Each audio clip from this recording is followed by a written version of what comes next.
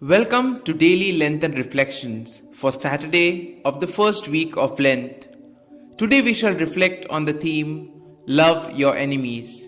Loving our enemies is something that sounds quite okay, but it's very difficult to put into practice. It is something that requires great courage and dedication and a very strong interior disposition. One is able to do this only when one is fully at peace with oneself. The first reading speaks of keeping the commands of the Lord. Each one of us has been chosen for a particular purpose. Each one of us is important in the eyes of the Lord. The Lord loves us so much that He has made us in His image and His likeness. God does not distinguish or discriminate among us. For God, everyone is equal.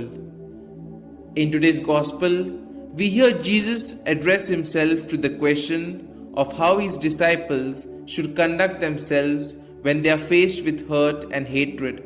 Jesus tells His disciples that retaliation for the wrong people will do to them is not in line with His law of love. In asking His disciples to love their enemies, He is lifting all limitations to love. Jesus gives a new command that we love our enemies.